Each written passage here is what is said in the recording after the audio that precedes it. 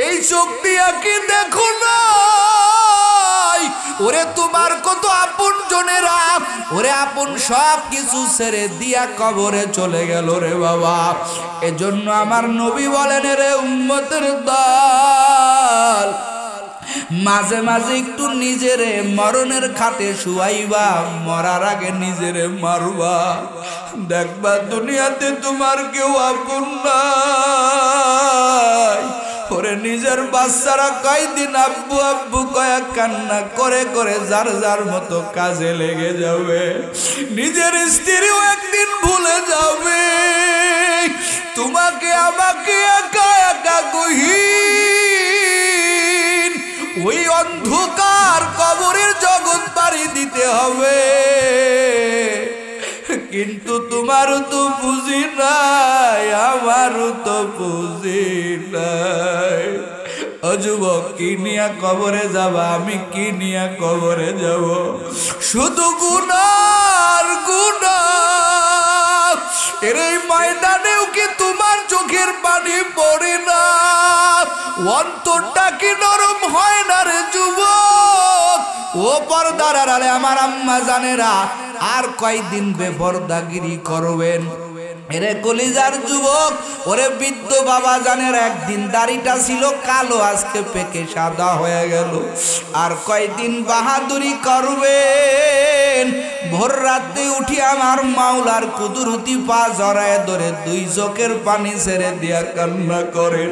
এ নিয়ে বিনিয়ে বলেন, আল্লাহ আমি বড় গুনাহগার, আমার মতো গুনাহগার আর এই জমিনে কেউ নাই। ও আল্লাহ, আপনি আমাকে মাফ করে দেন। দেখবা আমার মাওলা কত রহমান, এই জমিন থেকে কত বড় বড় গুনাহগারকে আমার আল্লাহ আল্লাহর ওলি বানায় নিয়ে কবরে রাখলেন। ও যুবক, তুমি কেন পারবা না? ওরে পর্দার আড়ালের আম্মা জান, আপনি কেন পারবেন না? আপনার মতো বহু আম্মা জান আছে আমার মাওলাকে বড় ভয় করে। ওরে নিজের চেহারাটা পরপুরুষকে দেখায় না, আর স্বামীর খেদমত করে। স্বামী যতটুকু চালায় ততটুকু চলে যায়। নামাজে আমার মাওলার কাছে চোখের পানি সারে। এরে যুবক, তোর মতো হাজার যুবক ওরে কলেজে পড়ে, স্কুলে পড়ে, ইউনিভার্সিটিতে পড়ে, ওরে কত মানুষ কত বড় বড় ডিপার্টমেন্টে চাকরি করে, কিন্তু আমার মাওলাকে বলে না। এক বেলার নামাজও ছাড়ে না, আর মাওলার কাছে কান্না করে। এরে যুবক, তুমি কেন পারবা না? তোমার মতো যুবক প্রতিদিন লাশ হইয়া হইয়া কবরে যায়। আজকেও ফেসবুকে দেখলাম 3টা যুবক হুন্ডা চালায়া যাইতেছিল, ট্রাকের তলে পড়ে কোনো যুবকের কোনো খবর নাই। একটা যুবকের মাথার খিলু বাইর হয়ে গেছে। ওরে এমন কোনো দিন নাই রে যুবক, ওরে যুবকেরা লাশের প্যাকেট হইতেছে না। এরে বান্দারা, ও যুবক, বাহাদুরি করিস না, তওবা কর। কখন জানি আজরাইলের সাথে তোমার মুলাকাত হয়ে যাবে। আজকের মাহফিলটা তোমার জীবনের শেষ মাহফিল হতে পারে, আমার জীবনের শেষ মাহফিল হতে পারে রে যুবক। যার যার অবস্থা সেই সেই ভালো জানো। একটু মনটা নরম করো, তওবার নিয়ত করো, আর গুনাহ করবা না, আর নামাজ ছাড়বা না, আর বেপরদাগিরি করবা না, আর মোবাইলের গুনাহ করবা না রে যুবক। তোর মতো আমিও তো একটা যুবক। উলামায়ে কত স্টেজে বসা, তারাও তো যুবক। আজকে দাড়িটা লম্বা করলাম, মাথায় টুপি দিলাম, গায়ে জুব্বা দিলাম, কোরআন হাদিস পড়ে দেখলাম না রে বাবা না। নবীর তরিকা ছাড়া চললেই কবরখানা, জাহান্নাম ছাড়া আর কিছু হবে না। এজন্য আমার মাওলার ভয়ে, জাহান্নামের ভয়ে, এরে যুবক আমিও পারতাম দাড়ি ছাড়া চলতে, টাই প্যান্ট পরে চলতে, কিন্তু আমার মাওলার কবরের আযাব সত্য। এরে যুবক, তুই এই ময়দানে তওবা কর। আর নামাজ ছাড়বি না, আর মাওলার ইবাদত ছাড়বি না। সামনে রমজান মাস, গুনাহ মাফের মাস। আল্লাহর কাছে নিয়ে বলো, আল্লাহ যারা অসুস্থ শেফা দান করো, রমজানের ইবাদত করে গুনাহ মাফ করাইতে পারে তৌফিক আমাদের দান করো। আমরা আর নামাজ সাজা দিব না, আর বেপরদাগিরি করব না, আর আল্লাহর বিধানের বাহিরে চলবো না। যুবকরে দাড়ি যারা কাটো, ময়দানে তওবা করো। তোমার মতো হাজার যুবক দাড়ি লম্বা করে চলে, তোমার মতো হাজার যুবক 5 বেলার নামাজ পড়ে, তুমিও তওবা করো। আর দাড়িতে খুর লাগাইবে না, 5 বেলার নামাজ পড়বা, নবীর তরিকায় চলবা, নবীর তরিকার বাহিরে চলবা না। খাঁটি নিয়তে, তওবার নিয়তে, তওবাতুন নসুহার নিয়তে জীবনের শেষ তওবা হতে পারে। দুটো হাত তওবার নিয়তে উঠায়া দে। আয় আল্লাহর গুনাহ করব না রে মালিক, আয় আল্লাহর গুনাহ করব না। আয় আল্লাহ, গুনাহ না করার জন্য তওবার নিয়তে হাত উঠায় ওয়াদাবদ্ধ হলো। আল্লাহ আপনি আমাদের তওবা কবুল করেন, নবীর তরিকায় চলার মতো তৌফিক দান করেন। আয় আল্লাহ, তওবাতুন নসুহা করে বাড়ি যাওয়ার তৌফিক আল্লাহ দান করেন।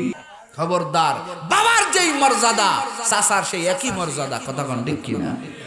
আমার নবীর আদর্শ কত সুন্দর। নবী চাচার শিওরে বসি, নবী দেখে চাচার অবস্থা বেশি ভালো না। নবী 2 চোখের পানি ছেড়ে দিয়া কান্না করতে লাগলেন। বাবার আদর তো কখনো পাই নাই। দাদা যান আদর করতেন, ছোট্টবেলা বুঝাই দিয়া গেলেন চাচা আবু তালেবের কাছে। আমি মক্কায় নগরী অলিগুলিতে ঘুরি, ওই বেঈমানেরা যখন কিছু করতে পারে না আমারে গালি দেয়। মোহাম্মদ এতিম, মাও নাই বাবাও নাই। আমার নবী কয়, চাচা আপনার দিকে তাকাই আমি বাবা হারানোর ব্যথা ভুলে যাইতাম। ও চাচা জান, এখন আপনার অবস্থা বেশি ভালো না, কিন্তু আমার মনের একটা কষ্ট। চাচা গো, ছোট্টবেলা থেকে আমারে বুকে নিয়ে লালিত পালিত করলে, নিজে যা খাইছেন আমারে তা খাওয়াইছেন, কোনদিন আমাকে একটু কষ্ট দেন নাই। আর আপনার বিদায়ের বেলা আপনি যখন কালেমা হারা হয়ে যাবেন, আমি নবী, আপনি কালেমা হারা হয়ে যাবেন, আমি কেমনে সহ্য করব? আল্লাহু আকবার বলেন। ও চাচা যান, আমার চোখের পানি দেখেও কি আপনার মায়া হবে না? ও চাচা যান, কালেমাটা পড়েন, আমি আপনারে ওয়াদা দিলাম। ও চাচা যান, হাসরের ময়দানে আমি নবী আপনারে না নিয়া জান্নাতে যাব না। আমি একটা জিনিস কল্পনা করি, এই অফারের মতো পৃথিবীতে কেউ এত মর্যাদাবান, এত দামি অফার কোনো ব্যক্তি পায় নাই। কথা কোন ঠিক কিনা? যার মরণের আগে বিশ্ব নবী রহমাতুল্লাহ, বিশ্ব নবী আমার পয়গম্বর কাছে বৈশা কয়, চাচা আপনার কোনো চিন্তা নাই, শুধু মনে মনেও পড়েন, আসতে পড়েন, যেমনে পারেন কালেমাটা একটু পড়েন, আমি নবী আপনারে না নিয়ে জান্নাতে যাব না। চাচা বাতিজার চোখে পানি দেখিয়া, ও নবীর উম্মতের দল, কালেমা পড়বে ভাব। এদিকে খবর হয়ে গেল কি যাও, ওরে কুরাইশের নেতা আবু তালেব বাতিজার হাতে কালেমা পড়ে ইন্তেকাল করবে। আবু জাহেলের কানে কে যেন সংবাদ দিয়া দিল, ছুটে আসলো, আবু তালেব সারা জীবন আমাদের সাথে চললা, এখন বাতিজার কথা মতো কালেমা পড়বা সহ্য করতে পারি না। এবার আবু তালেব কয়, বাতিজা ক্ষমা করে দাও, চক্ষু লজ্জার কারণে আমি তো কালেমা পড়তে পারিব না। এই যে আমার সমস্ত লোকেরা ধিক্কার দিতেছে, আমার নবী কাছে বসে কান্না করতেছে, আবু তালেব ডাক দিয়া নবী আমার ডাক দিয়া কয় চাচা এই চক্ষু লজ্জার চাইতেও যে জাহান্নামের আগুন যে কত ভয়ঙ্কর। ও চাচা যান মনে মনে হলে কালেমাটা পড়েন। নবী কত আগ্রহের সাথে কালেমা পড়াইতে যায়।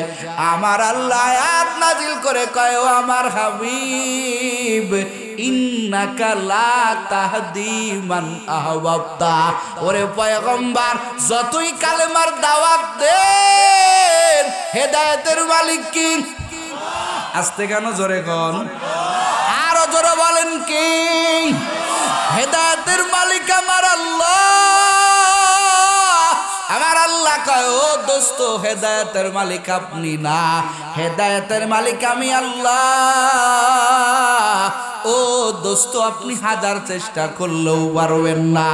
আবু তালেবের কপালে ওরে কালেমা আমি আল্লাহ লিখে রাখি নাই। আবু তালেব কালেমা বিহীন হয়ে কবরে গেল। নবীর কান্না আরো বেড়ে গেল। আমার নবীকে আমার আল্লাহ তাআলা তিনটা কারণে রে বাবা তাফসীরে রুহুল মানির মধ্যে লেখেন নবী তিনটা কারণে আমার আল্লাহ তাআলা এই রজব মাসে আমার আল্লাহ তাআলা নবীকে সশরীরে আমার আল্লাহ তাআলা নিজের কাছে নিয়ে গিয়েছিলেন। জোরে কোন সুবহানাল্লাহ। এই যে এক নম্বরে নবীর চাচা চলে গেল, আমার নবীর কান্নার আওয়াজ ঘরের মধ্যে ঢুকছি। বিবি খাদিজাতুল কুবরা রাদিয়াল্লাহু তাআলা আনহা ডাক দিয়া বলেন স্বামী কেন কান্না করেন? এবার নবী কান্না করে আর বলে রে খাদিজা অভিভাবক একজন হারায় ফেললাম, বটগাছ একটা হারায় ফেললাম। ওরে মক্কার লোকেরা তো এখন আমারে মারবে, এখন আমার দিন প্রচার করতে দিবে না, বাধা দিবে, আমাকে আঘাত করবে। আমি আমার চাচাকে হারায় ফেললাম, কি করব? এবার এই কথা বলে নবী আমার কান্না করে। ঘরের বিবি কত সুন্দর, খাদিজার ডাক দিয়া কয় স্বামী আমার চিন্তা করবেন না, আমি খাদিজা আপনার সাথে জীবন মরণ দিয়ে আপনার দিন প্রচারের জন্য আমি খাদিজা সাপোর্ট করব। জোরে কোন সুবহানাল্লাহ। আবু তালেবের ইন্তেকালের 7 দিনের মাথায় একদিন খাদিজাতুল কুবরা অসুস্থ, সংবাদ দিয়ে দিছি ওরে আমার স্বামী মুহাম্মদ কোথায়? নবী আমার সংবাদ পাইয়া পাগলের মতো ছুটে আসছে। আয়েশা দেখে খাদিজাতুল কুবরা বিছানায় শুয়ে শুয়ে কান্না করতেছে। খাদিজা কান্না করে আর বলে রে নবী আপনার হাত দুইটা কোথায়, একটু আগাইয়া দেন। মনে হয় আমার সময়টাও ফুরায় গেল। আমি কান্না করি, আপনি একা একা কেমনে থাকবেন? আমার নবী কয় রে খাদিজা কি বলো? খাদিজা কয় ও পয়গম্বর আপনি বললেন আপনার একটা গার্জিয়ান আবু তালেব হারায় গেল। আমি খাদিজার অবস্থা বেশি ভালো না। ও নবী আমারও মনে হয় বিদায়ের সময় চলে আসছে। এবার খাদিজা বলে নবী আমার আল্লাহ মনে হয় চাইতেছে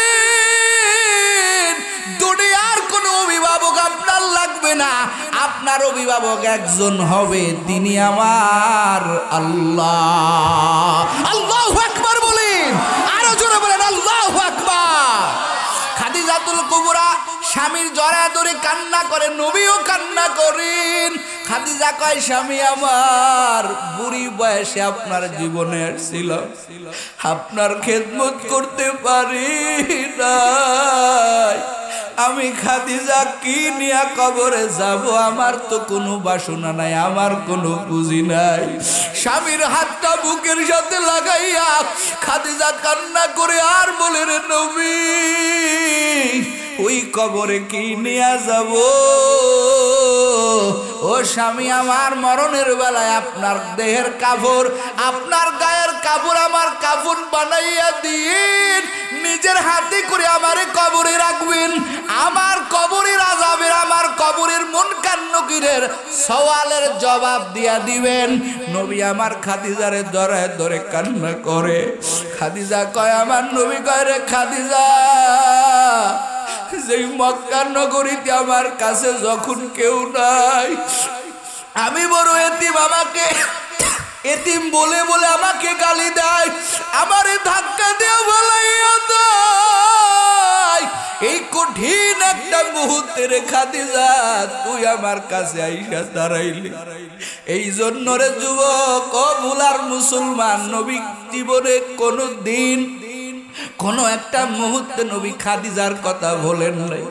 মদিনায় যাইয়া যাইয়া নবী মাঝে মাঝে জান্নাতুল বাকির কিনারায় দাঁড়াইয়া নবী হাউমাউ করে খাদিজার কথা বলে বলে কান্না করতেন। আয়েশা সিদ্দিকা বলতেন, নবী স্ত্রী হইয়া কি আপনার হক আমি আদায় করতে পারি না? আমার নবী বলতেন, না রে আয়েশা না, তোমাদের হকের নিয়ে আমার কোনো আবেদন নাই। আমি মাঝে মাঝে ব্যথায় কাতরাইয়া উঠি, আমার যখন মনে পড়ে খাদিজার কথা। আজকে মদিনায় কত মানুষ আমাকে মোহাব্বত করে, কিন্তু আজকে এমন একটা দিন ছিল মক্কা নগরীতে আমার দেখার কেউ ছিল না। আমার কিনারায় আমার পাশে অতপ্রতভাবে জড়াইয়া খাদিজা নিজের জীবন, নিজের যৌবন, নিজের মাল বিলীন করে দিয়েছে। আমি নবী খাদিজার কথা এক সেকেন্ডের জন্য বলতে পারি না। এই জন্য মাঝে মাঝে যখন খাদিজার কথা মনে হয়, আমি নবী খাদিজার কথা মনে পড়লে নিজের ঠিক রাখতে পারি না। যাই হোক, খাদিজাও চলে গেলেন। নবীর কান্নার আওয়াজ, ওরে মক্কার ভিতরে যেই দুইজন সাপোর্ট পেয়ে, যাদের দুইজনের সাপোর্ট পাইয়া নবী সামনে আগাইতেন, এই দুইজন ব্যক্তি একই মাসের মধ্যে চলে গেল। নবী আমার বসে বসে কান্না করে, নবী কোনো কাজ করে না, কথাও বলে না। এবার আমার নবী 7 দিনের মাথায় নবীর পালক পুত্র হযরতে যায়েদ ইবনে হারেসা রাদিয়াল্লাহু তাআলা আনহুকে নিয়ে নবী মাতুল দেশে যাইছেন। ওই সে তায়েফের জমিনে। ও আল্লাহর বান্দারা, প্রায় 69 কিলোমিটার দূর মক্কা থেকে তায়েফের দূরত্ব, যেখানে আল্লাহর নবীর নিজের মাতুল গোষ্ঠী, যেখানে নবীর সেই দুধ মাতা হালিমার বংশধর, যেখানে আমার নবীর শৈশব কাল অনেক সময় কেটেছে। আমার নবী এবার দিনের দাওয়াত দেওয়ার জন্য এবার যায়েদ ইবনে হারেসারে নেয়া নবী তায়েফের জমিনে দাওয়াত দেওয়ার জন্য চলে গেলেন। দুইটা ব্যথা, 1 নম্বরে আবু তালেব চলে গেলেন, 2 নম্বরে নবীর স্ত্রী খাদিজা চলে গেলেন। এবার নবী তায়েফের জমিনে দিনের দাওয়াতের জন্য গেলেন, আশা নিয়ে গেলেন এই তায়েফবাসীরা আমাকে ফিরাইয়া দিবে না, এই তায়েফবাসী আমাকে কখনো বাধা দিবে না। নবী অঘাত আশা নিয়া নবী তায়েফে যাইয়া কয়, ও তায়েফবাসী রে, সব কিছু ছেড়ে দাও, এক আল্লাহর উপরে ঈমান, এক আল্লাহকে মেনে নাও, আমি নবীকে নবী বলে মেনে নাও, আর কালেমা পড়ে মুসলমান হয়ে যাও। তায়েফের কিছু মুরব্বীরা বলল, এ মুহাম্মদ তোমরা চলে যাও, তুমি চলে যাও, আমরা একটা আলোচনা করে তোমার কথা বাস্তব কথা, তোমার কথা মেনে নিব। তাফসীরে রুহুল মানির মধ্যে লেখেন, আমার নবীকে বুঝ দিয়া কয়, যাও তুমি মুহাম্মদ চলে যাও মক্কাতে, আমরা পরামর্শ করে তোমার কাছে যাব, তোমার হাতে কালেমা পড়ে মুসলমান হব। আর এক শ্রেণীর লোক কয়, এ মুহাম্মদ আমগো জায়গা আইসা আমগো দেবতার বিরুদ্ধে কথা কয়, আমগো খুদার বিরুদ্ধে কথা কয়, এমনি এমনি তো মুহাম্মদকে ফেরত দেওয়া যাবে না। ওই তায়েফের কিছু বকাটে ছেলেদেরকে লাগায় দিল, যা এই যে মুহাম্মদ আসছে, ওরে খুঁটে খুঁটে পাথরগুলো কাছে নাও, যেই পাথরগুলো সুক্তা সুক্তা, এই পাথরগুলো যাইয়া মুহাম্মাদের গায়ে আঘাত করো, জোরে কান নাউজুবিল্লাহ। আমার পয়গম্বর হাঁটে, ওই তায়েফের বকাটে ছেলেরা আমার নবীর চতুর্দিকে ঘিরিয়া আমার নবীর বৃষ্টির মতো পাথর নিক্ষেপ করতে শুরু করলো। নবীর এক একটা পাথর কিতাবের মধ্যে পাওয়া যায় রে যুবক, ও ভুলার মুসলমান, নবীর এক একটা পাথর নবীর শরীরের মধ্যে যাইয়া যাইয়া আঘাত করে ঢুকে ঢুকে যাইতে লাগলো। এবার পালেক পুত্র যায়েদ বিন হারেসা বলেন, এরে তায়েববাসীরা, এই লোকটাকে মারিস না, এই লোকের বড় বড় দুইজন ব্যক্তি জীবন থেকে হারায় গেছে। কার গায়ে তোরা আঘাত করো? নবীর এমন ভাবে পাথর মারতে লাগলো, নবী পাথরের আঘাত সইতে সইতে নবী পাথরের আঘাত পাইতে পাইতে জমিনে পড়ে গেল। যায়েদ বিন হারেসা গিরে আছেন, অল্প কিছুক্ষণের মধ্যেই জিবরাইল আলাইহিস সালাম হাজির হয়ে গেলেন। এবার জিবরাইল আলাইহিস সালামকে নবী দেখা কয়, রে জিবরাইল, এতক্ষণ পরে তোমার আসার সুযোগ হইল। জিবরাইল কয়, নবী আমি তো একা আসতে পারি না, আমার মাওলার অর্ডার ছাড়া আমি আসতে পারি না। জোরে কন্যা আল্লাহু আকবার। আমি তো আসতে পারি না, আমাকে কেন দেরি করা হলো? আল্লাহ তাআলার অর্ডার। এই যে দেরি করাইছে, দেরি করার মানা হলো আল্লাহ তাআলা আপনার উম্মতদেরকে ক্ষমা করার ঘোষণা আমার আল্লাহ তাআলা জানাই দিয়েছেন। জোরে কন্যা সুবহানাল্লাহ। এবার জিবরাইল কয়, নবী আমি একা আসি নাই, আমি 40,000 ফেরেশতা নিয়ে আসছি। আল্লাহু আকবার বলেন। এক পাহাড়ে 20,000, পূর্ব পাহাড়ে 20,000, পশ্চিম পাহাড়ে 20,000, 40,000 ফেরেশতা নিয়োজিত করে রাখছি। ও নবী আমার একটু ইশারা দেন, এই যে তায়েববাসীরা, যেই তায়েববাসীরা আপনার এত কষ্টের মুহূর্তে আপনার কথা মূল্যায়ন করলো না, আপনার উপরে বৃষ্টির মতো পাথর নিক্ষেপ করেছে রে নবী আমার। ও পয়গম্বর, একটা বার আপনি আদেশ করেন, আমরা এই ফেরেশতারা 2 পাহাড়ের মাঝখানে তায়েববাসীর একটা চাপা দিয়ে ধ্বংস করে দেয়। এত বড় আঘাত পাওয়ার পরেও, জিবরাইলের এত কঠিন কথার পরেও নবী আমার কয়, রে জিবরাইল, আমি নবী আমার গুনাহগার উম্মতের মারার জন্য আসি নাই। আমার উম্মতেরা যদি আমার চিন্ত, আমার উম্মতেরা আমাকে মারত না। ওরা আমাকে চিনে নাই, যদি আমারে চিনত আমার উম্মতেরা কখনো আমাকে কষ্ট দিত না। যেদিন আমারে চিনবে, এই দিনকে আমার উম্মতেরা আমাকে মানার মতো মানবে।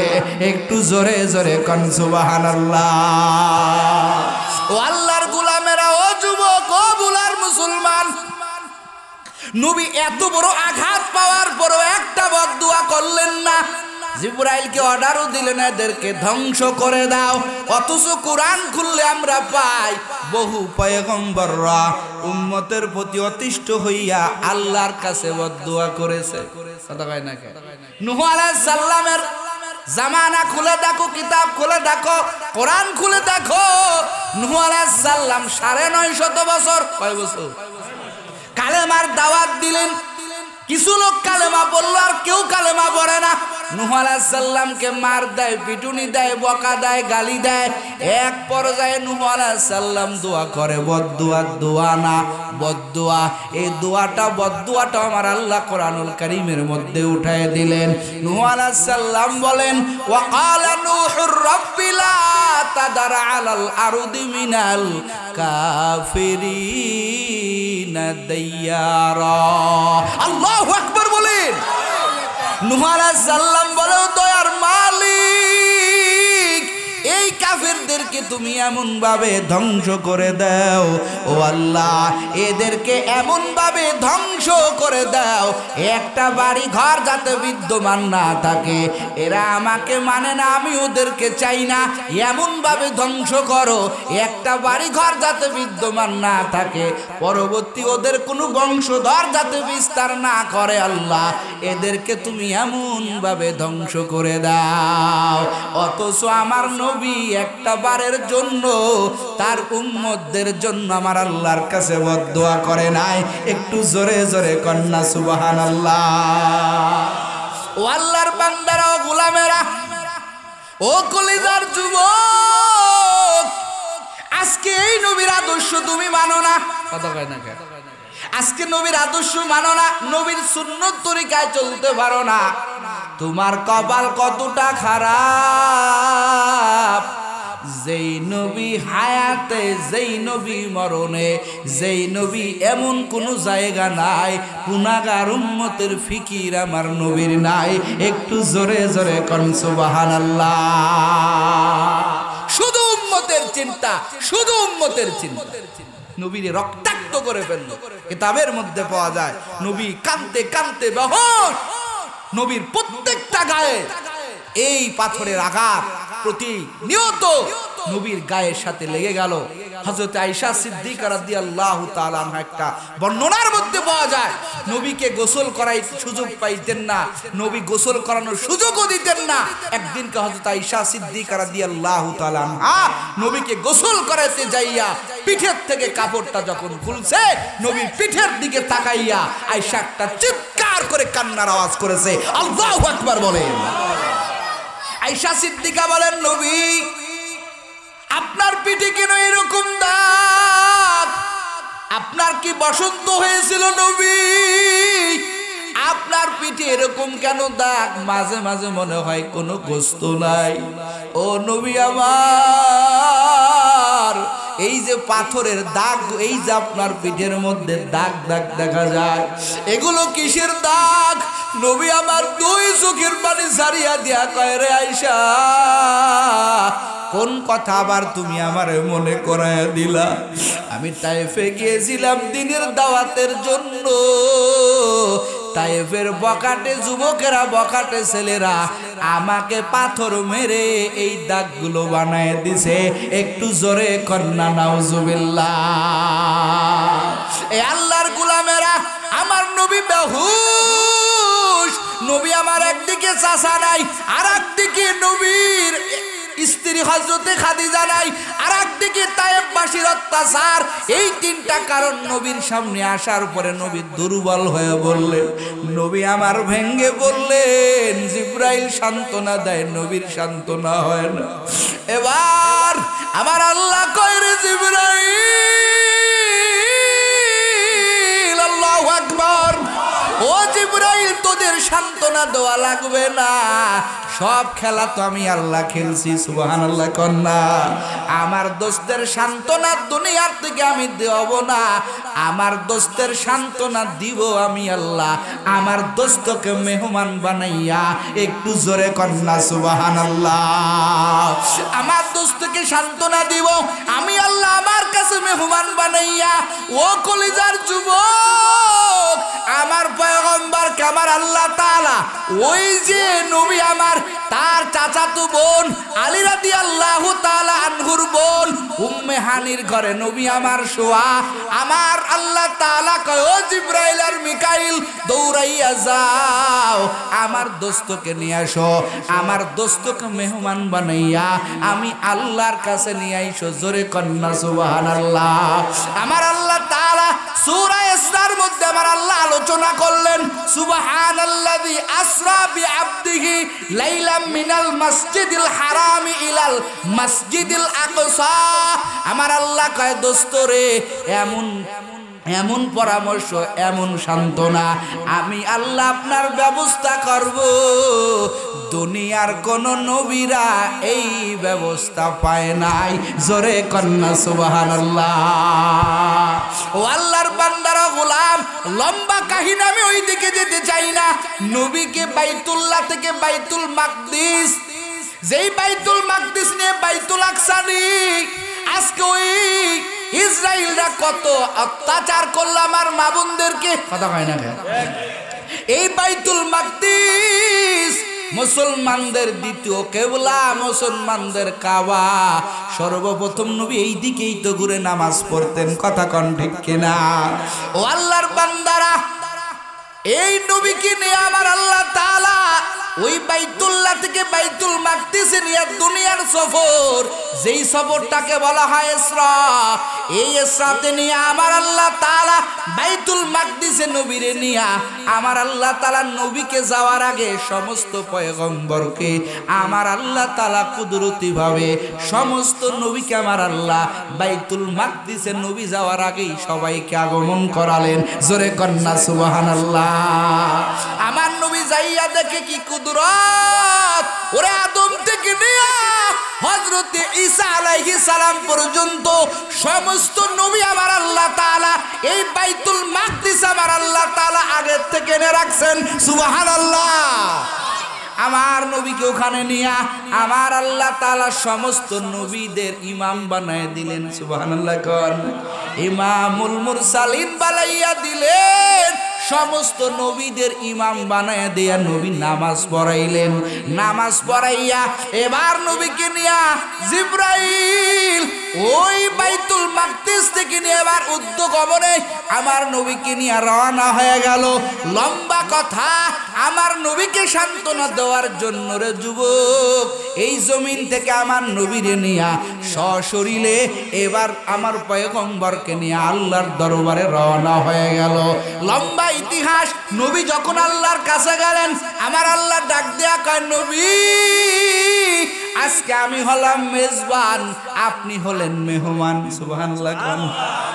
মেহমান হইয়া মেজবানের জন্য কি আনছেন? সুবহানাল্লাহ কন্যা।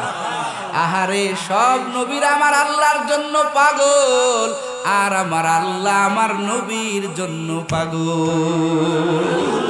সব নবীরা আমার আল্লাহর আশিক, আর আমার আল্লাহ নিজে আমার নবীর আশিক। আল্লাহু আকবার বলেন। ওরে আমার আল্লাহ কয়, হাবিব আমার কাছে আসছেন, কি নিয়ে আসছেন? আপনি আমার জন্য কি আনছেন? আমার নবীও তো সেই রকমই পয়গম্বর। আমার নবীও কয়, ও আল্লাহ আপনার কাছেও যেটা নাই আমি নবী সেইটা আপনার জন্য আনছি। সুবহানাল্লাহ। আল্লাহরও বলে অনেক জিনিস নাই, এটা আবার কেমন ব্যাপার? আশেক মাসুকের প্রেমের খেলা। এবার আমার নবী কয়, আপনার কাছে নাই কি নাই? বলে আপনি কারো কাছে নত হতে জানেন না। সুবহানাল্লাহ। আমার নবী কয়, আত্তাহিয়াতু লিল্লাহ। আল্লাহু আকবার বলেন।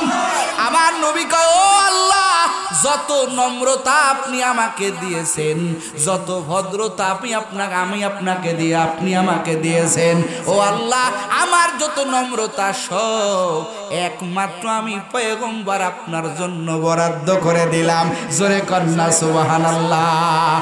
আত্তাহিয়াতু লিল্লাহ। আমার নবী কয়, আল্লাহ শুধু তাই না, ও আল্লাহ অঙ্গ প্রত্যঙ্গ আমার জিহ্বা দান করেছেন, এই জিহ্বা দিয়া যত কথা বলবো এই কথাগুলো আমি আমার জন্য বলবো না, আপনি খালেক হইয়া আমি মাখলুকের কাছে চাইলেন, ও আল্লাহ এবার আপনি দিন। আমার জিহ্বা নাড়াইয়া নাড়াইয়া যত কথা বলবো আয় আল্লাহ সব কথা একমাত্র আপনার জন্যই বলবো। জোরে কন্না সুবহানাল্লাহ। আমার জিহ্বাটা আমি আপনার জন্য বরাদ্দ করে দিলাম। বলেন না একটু সুবহানাল্লাহ। এবার আমার নবীকে আল্লাহ শুধু তাই না, আপনি যেহেতু আমার কাছে চাইছেন, আপনি মেহমান হয়ে আমার কাছে কি আনছেন? আমার নবী কয়, আল্লাহ ওয়াসসালাওয়াতু ওয়াত-তাইয়্যিবাত। একটু আল্লাহু আকবার জোরে কোন, আরো জোরে বলেন আল্লাহু আকবার। আমার দোস্ত, আমার আল্লাহ কয়, দোস্ত কি আনছেন? নবী কয়, নেন, জিহ্বা আপনার জন্য বরাদ্দ করে দিলাম। আমার নবী কয়, রে আল্লাহ আপনি আমার গোটা অঙ্গ প্রত্যঙ্গ দান করেছেন, এই অঙ্গ প্রত্যঙ্গ দিয়া যত কাজ করব, হাত দিয়া যত কাজ করব দুনিয়ার কারো জন্য না, আপনার জন্য। সুবহানাল্লাহ। এই পা দিয়া কোথাও হেঁটে হেঁটে যাব দুনিয়ার কারো জন্য না, আপনার জন্য যাব। বলেন না সুবহানাল্লাহ। এই চোখ দিয়া কারো দিকে তাকাইব রে মালিক, কারো জন্য না। ও আল্লাহ, এই চোখ দিয়া যদি কারো দিকে তাকাই, এটাও আপনার জন্য তাকাবো। বলেন না আল্লাহু আকবার। আমার পয়গম্বর কয়, ও আল্লাহ শুধু তাই না, ওয়াসসালাওয়াতু ওয়াত-তাইয়্যিবাত, ও আল্লাহ কোন মালের মালিক যদি আপনি আমাকে বানায়া দেন, এই মালটা আমি আমার জন্য রাখবো না, এই মালটা আমি পয়গম্বর আপনার জন্য বরাদ্দ করে দিলাম। দেখেন দেখেন, একটা মানুষ দুনিয়াতে তিনটা জিনিসের বলে চলে। কয়টা জিনিস? জোরে কোন, আপনাদের কষ্ট হচ্ছে নাকি? ছেড়ে দেবো অল্প সময়।